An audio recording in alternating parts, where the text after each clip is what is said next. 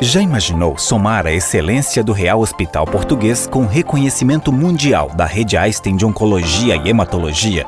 Agora os dois unem forças para oferecer o melhor tratamento oncológico, tornando a experiência do paciente ainda mais completa e segura. E o melhor, sem precisar sair do Recife. O que já era muito bom ficou ainda melhor. Real Hospital Português. Elevamos nossa excelência a nível mundial. Boa noite, internautas e telespectadores da TV Nova Nordeste. O meu convidado de hoje é o médico psiquiatra Dr. Daniel Lafayette, que conversa conosco sobre pessoas tóxicas. O programa Ana Cláudia Torpe Entrevista está começando agora.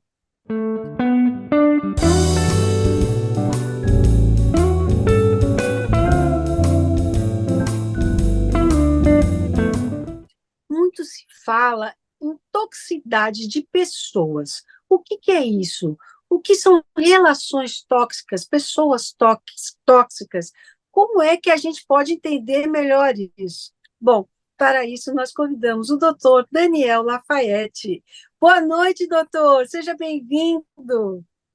Olá, boa noite, tudo bem com o público? Tudo bem, Ana? Como é que você tá?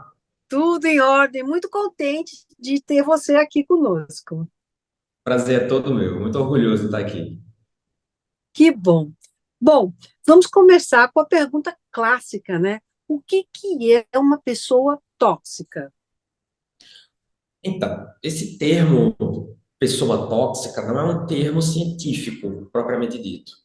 Não é um termo que é utilizado na psicopatologia, na psiquiatria, na psicologia. É um termo mais assim popular, né? Mas é um termo popular muito bem utilizado muitas vezes, né? Então, o que é que definiria essa pessoa tóxica? Seria a pessoa que impediria ou então dificultaria o caminho que alguém está seguindo, né? E esse caminho são coisas diversas. O que é que eu quero dizer? Aquela pessoa que é do contra sempre, aquela pessoa que critica sempre, aquela pessoa que se coloca de forma negativa sempre, ou seja, isso pode ser a gente em certos momentos, ou pode partir do outro e ser realmente algo de outra pessoa. Opa! Então, todo mundo pode ser tóxico em algum momento? Em algum momento da vida, a gente pode ter sido tóxico para outra pessoa. Por exemplo, um relacionamento muito longo, que teve muitas mágoas, e se a gente não supera essas mágoas, a gente acaba trazendo e descontando ali na vida do parceiro, e a gente acaba sendo tóxico, entendeu? Agora, doutor Daniel, quais são os sinais que essas pessoas dão para a gente no dia a dia? Então, quando a gente começa a perceber aquela pessoa muito negativa, que tem uma visão muito negativa para o nosso futuro, aquela pessoa que dá conselhos um pouco estranhos, em que talvez sejam conselhos que não vão fazer tão bem a gente, aquela pessoa que traz críticas e questionamentos, mas que nunca traz uma solução positiva, sabe? Então, esse tipo de pessoa a gente tem que ter cuidado, mas entender que essa pessoa tóxica, ela também precisa de tratamento, entendeu? Ela precisa ser bem avaliada. Dá um exemplo para a gente de uma pessoa que está sendo tóxica dessa forma como você falou. Tá, eu uso muito exemplo de pais e filhos. Vamos supor, uma mãe que gosta de criticar muito, gosta de colocar sempre esses questionamentos. Vamos supor que o filho chegue dizendo que tem uma dívida de R$ 2.000. Ele está aflito, ele está mal e ele vai conversar com essa mãe. E o que a mãe fala? Críticas, dizendo: eu avisei a você, tá vendo, você não sabe se organizar, você não é eficiente, você não sabe trabalhar, você não sabe guardar dinheiro. E aí, no final, essa mãe, nem ela, como é que eu digo, ela não dá afeto para o filho, não diz, não consola, não faz parte, também não dá nenhuma solução de dizer: venda isso, talvez faça um empréstimo, eu lhe ajudo em algo, tente melhorar, vamos melhorar em algo, entendeu? Então, essas críticas muito incisivas, elas lembram algo de uma pessoa muito tóxica. E o que uma pessoa tóxica pode fazer na nossa vida? Olha, se a gente ouvir demais uma pessoa tóxica, principalmente uma pessoa muito invejosa, a gente pode acabar escolhendo caminhos muito errados e a gente pode fazer um desvio, do caminho que a gente deveria seguir. Então, tudo se torna muito pesado, tudo se torna muito difícil. A autocrítica nossa pode acabar aumentando por causa das críticas dessa outra pessoa. E a gente está falando de uma pessoa que não está no nosso cotidiano todos os dias, né? Nem o parceiro está todos os dias, 24 horas com a gente. Então, a visão do outro pode ser complementar à minha, mas ela também pode ser destrutiva. Então, a gente precisa ter muito cuidado. Agora, uma pessoa tóxica, ela é manipuladora. E se ela é manipuladora, ela também poderia ser chamada de psicopata? Não, não é bem assim. Todo mundo é um pouco manipulador.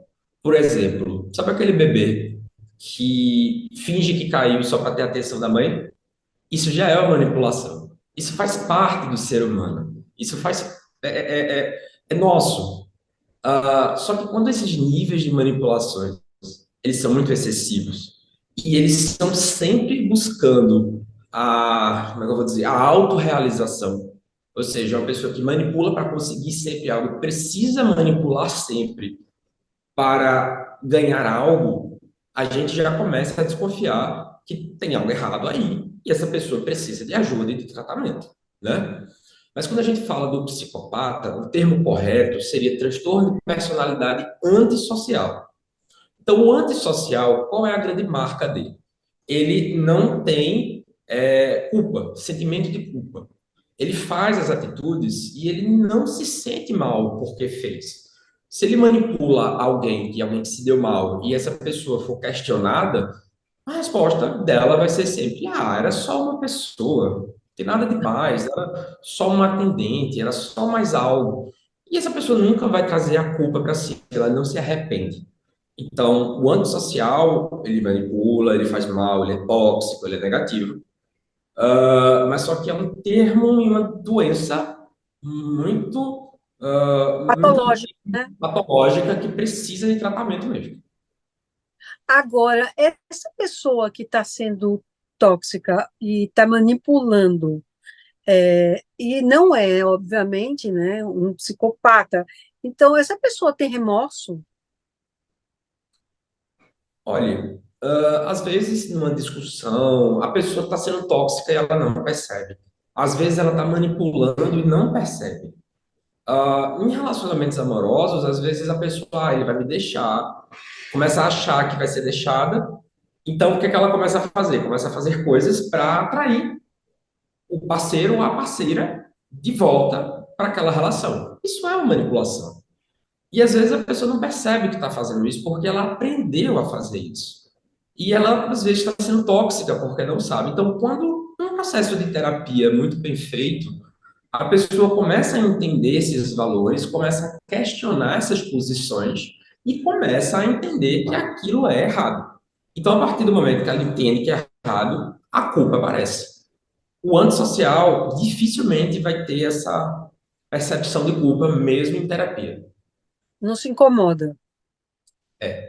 Ele raramente procura terapia porque ele acha que está sempre certo. Tá explicado, tá explicado. Eu acho que o meu pet me manipula, Toda certeza. né? Porque você falou aí da criança, eu já fui, né? Mãe de pet já vai para o pet também, né? Pois Mas é. olha, brincadeiras à parte, como é que funciona se relacionar com uma pessoa tóxica no trabalho? Olha, é realmente complicado, porque a pessoa tóxica do trabalho, muitas vezes, ela é uma pessoa ali, depressiva, que está com um pouco de inveja, ela não está conseguindo exercer bem o cargo. Então, ela começa muitas vezes a trazer essa negatividade a outras pessoas. E ela se identifica muito com outras pessoas que também estão mal para sabe fazer aquela justificativa social de se eu estou mal, outras pessoas também vão estar, então é normal estar mal. Então, elas tentam geralmente fazer essa reunião dessas pessoas, ou tentam deixar aquela pessoa mal, né? Então, são críticas, são comentários, são falsos elogios, como eu digo, são aqueles elogios que sempre tem uma crítica por trás, sempre tem algo de uma certa manipulação. São pessoas que prometem atividades, prometem coisas, não realizam, e a pessoa, a vítima, ela vai acreditando e vai seguindo essa pessoa por caminhos errados. E muitas vezes é para algo que beneficie a própria pessoa tóxica através da manipulação dentro do trabalho, É né? calculado isso? Tem casos calculados, né? Que são pessoas com um certo transtorno de personalidade, tanto antissocial quanto narcisista. E existem pessoas que vão fazendo isso também de uma forma sem perceber, porque eles aprenderam assim. Talvez tiveram pais assim, familiares assim, ou quando elas entraram no emprego, elas também foram vítimas e acabaram se tornando essa pessoa também tóxica. Então, existe algo muito bem calculado, mas também existe algo da pessoa que precisa de terapia, precisa reavaliar os valores. E quando isso acontece dentro da família? Pois é. Isso aí é como um exemplo que eu falei da mãe, isso é um exemplo real. Ah, Mudei as histórias para ninguém se identificar, mas é muito comum essa coisa da mãe e do pai também, claro, críticos, muito críticos. Nesse caso que eu falei, a gente acabou descobrindo e foi destrinchando que a mãe teria alguns traços narcisistas, a mãe dessa pessoa especificamente. E o narcisista, ele tem realmente essa tendência em humilhar o outro para se vangloriar, de certa forma. Necessita que o outro se reduza. A toxicidade do narcisista vem nessa base, assim, em que ele precisa diminuir para subir. Mas, assim, na adolescência, por exemplo, na adolescência tem muitas mudanças. A gente passa por muitas mudanças. E na adolescência pode ser que alguns sintomas depressivos estejam presentes. E aí o adolescente pode acabar ficando tóxico por causa desses sintomas depressivos. Porque a depressão no adolescente não é bem aquela depressão do adulto. Só Sim. tristeza. Tem muita irritabilidade no meio. Então aquela irritabilidade traz uma carga tóxica para a família, né? Assim como também temos os transtornos de personalidade nos filhos, nos pais. Então, essa relação realmente é muito delicada, muito tóxica, e às vezes a toxicidade dessa família é tão grande que necessita de imediato uma intervenção de um terapeuta de família, Nossa. que é para reavaliar todas essas relações familiares para que elas não se percam. E a gente Isso consiga. contamina isso? Uma pessoa tóxica contamina a família inteira? Com certeza, com certeza. Eu conheci alguns advogados de família e alguns casos assim comentados que eles falaram comigo sobre os divórcios principalmente com antissociais, com narcisistas principalmente, ou pessoas com tendências narcisistas, né? São coisas diferentes.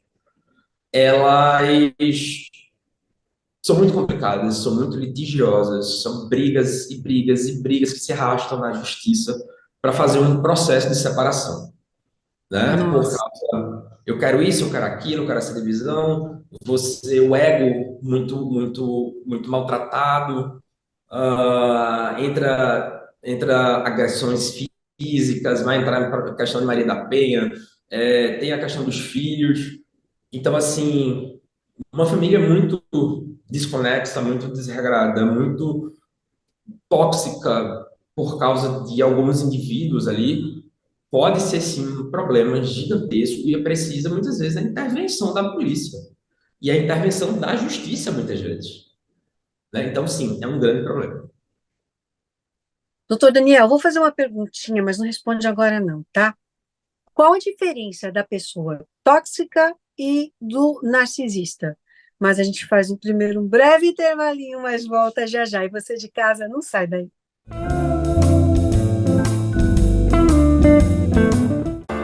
Já imaginou somar a excelência do Real Hospital Português com reconhecimento mundial da rede Einstein de Oncologia e Hematologia? Agora os dois unem forças para oferecer o melhor tratamento oncológico, tornando a experiência do paciente ainda mais completa e segura. E o melhor, sem precisar sair do Recife. O que já era muito bom ficou ainda melhor. Real Hospital Português. Elevamos nossa excelência a nível mundial.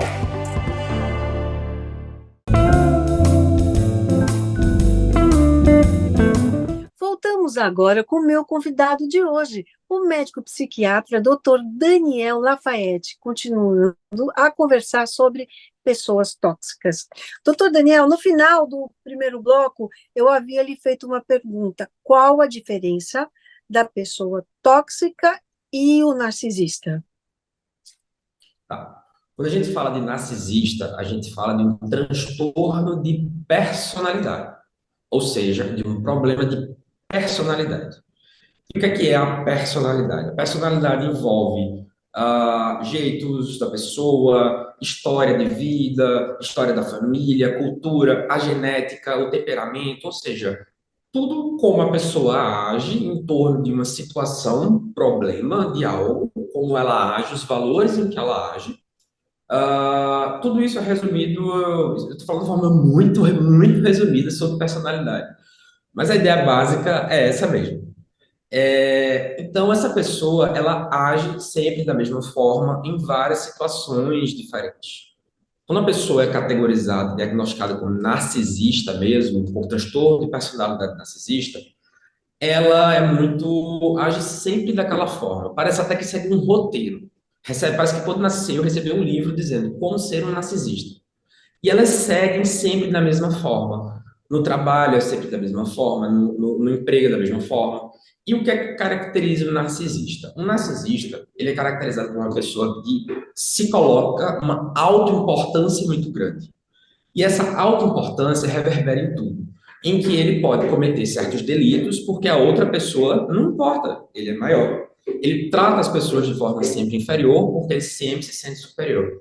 Se acha um grande merecedor de tudo, então é aquela pessoa que só faz amizade se for com o chefe, só faz amizade se for com alguma representação grande, econômica, intelectual, ou seja, quer entrar sempre entre os grandes, reconhecidos socialmente, porque ele acha que merece estar lá, somente lá. Então, trata as pessoas mal, no relacionamento age de uma forma muito ruim.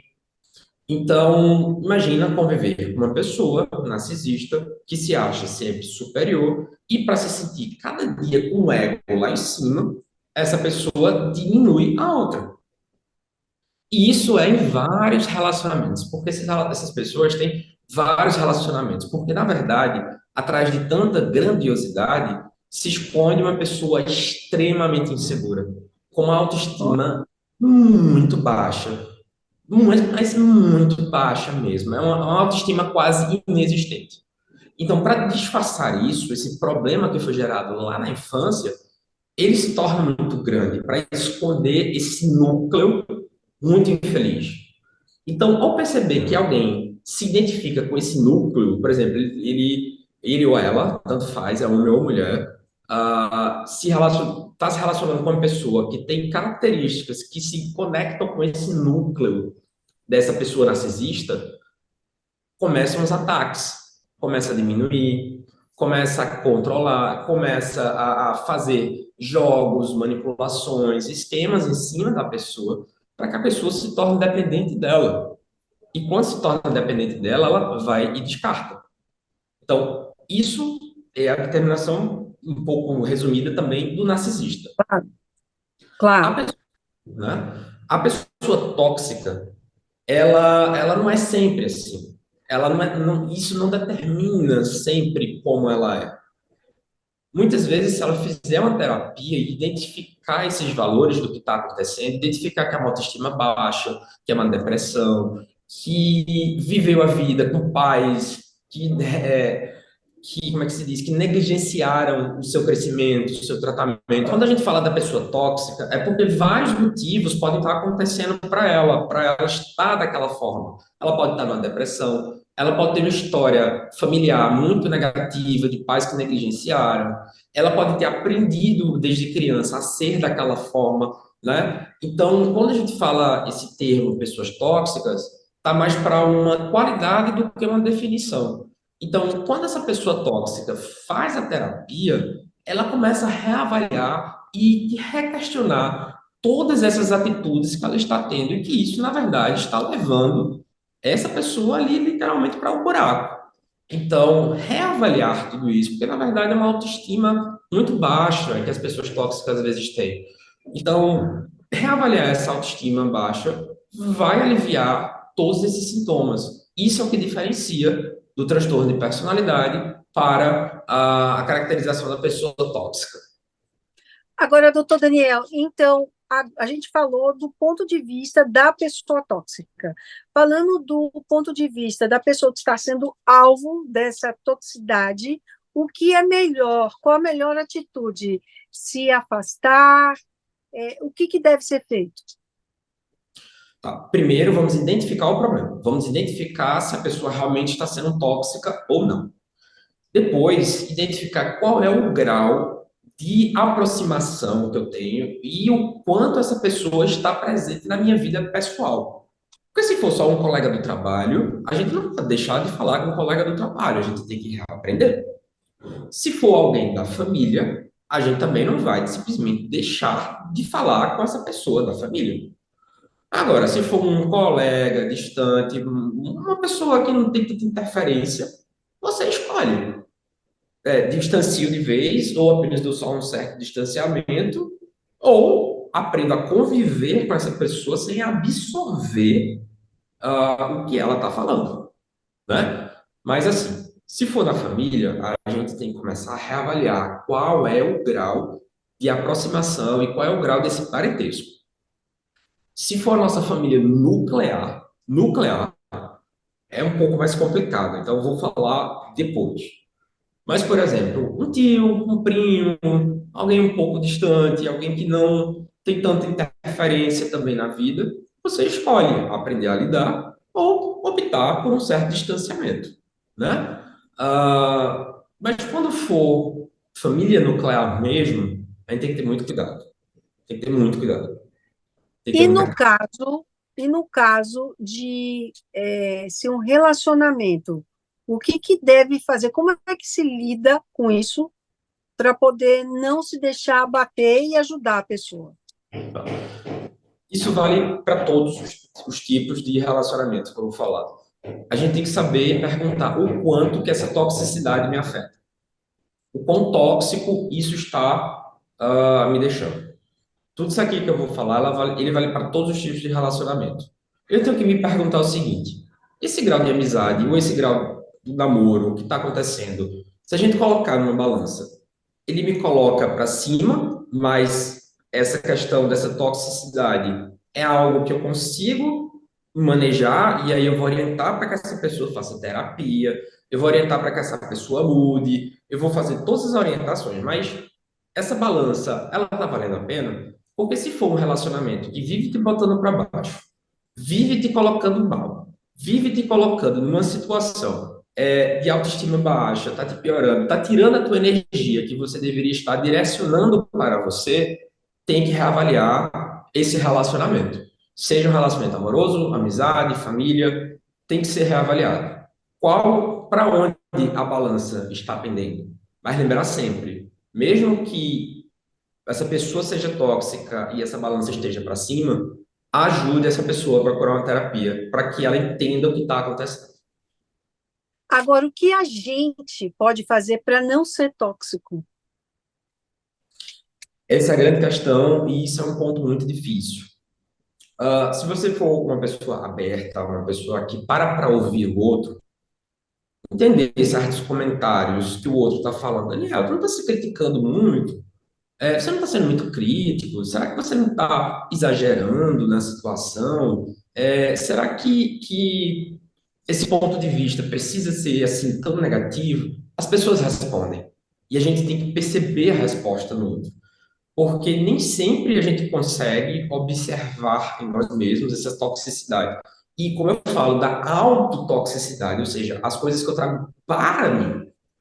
E muitas vezes esses sinais são difíceis de perceber também. E aí entra a terapia. Isso eu falo muito para meus pacientes. Também entra a terapia, a autoobservação.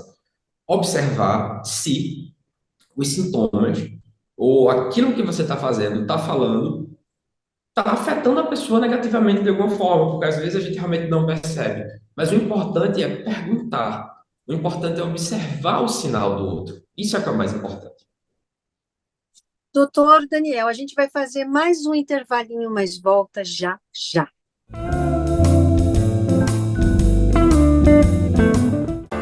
Já imaginou somar a excelência do Real Hospital Português com reconhecimento mundial da rede Einstein de Oncologia e Hematologia? Agora os dois unem forças para oferecer o melhor tratamento oncológico, tornando a experiência do paciente ainda mais completa e segura. E o melhor, sem precisar sair do Recife. O que já era muito bom ficou ainda melhor. Real Hospital Português. Elevamos nossa excelência a nível mundial.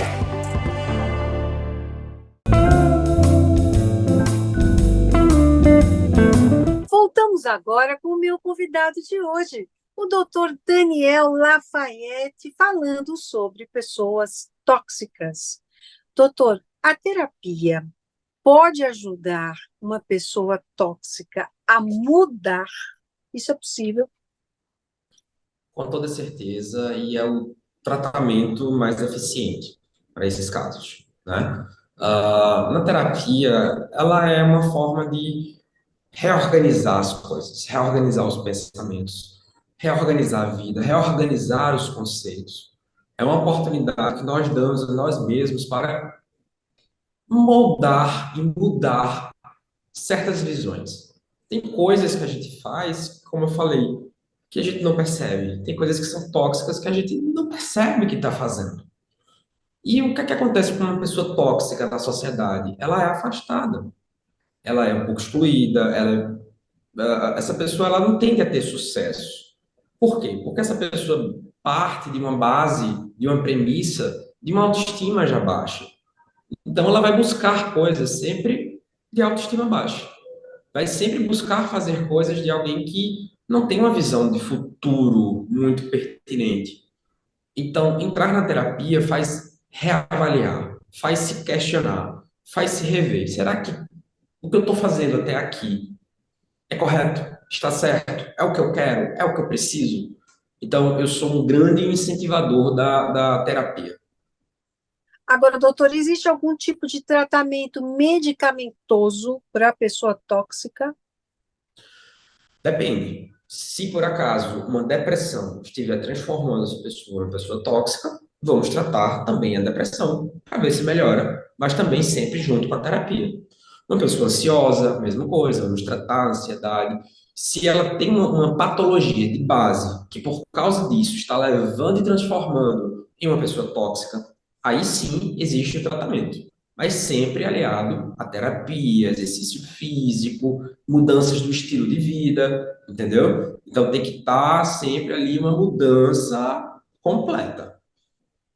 Doutor Daniel Lafayette. O pessoal que está em casa nos assistindo e gostaria de saber um pouco mais sobre o assunto ou entrar em contato com você, como é que pode fazê-lo? Então, tem os três principais canais de comunicação que eu deixo extremamente aberto para todo mundo que queira falar comigo, tá? Primeiro, tem o meu Instagram, que é o Daniel, com dois L's, ponto Lafayette. O Lafayette é com Y e dois T's. Muito Esse chique. Muito obrigado. Esse mesmo Daniel Lafayette é do meu e-mail, só que é @gmail.com. Muito fácil. E eu também disponibilizo o número do WhatsApp do meu consultório para falar com a minha secretária Bárbara. O número é DDD 81997463994. Lá no meu Instagram tem todas essas informações, tem o número para entrar em contato. É muito fácil entrar em contato comigo e vai ser um grande prazer poder te orientar e poder te ajudar nesse caminho. Doutor Daniel, muito grata pela sua entrevista. Foi muito bom poder conversar com você. Muito obrigado pelo convite novamente. E você que está em casa já sabe, nós temos um encontro marcado aqui na TV Nova Nordeste no sábado que vem. Eu espero você. Até lá.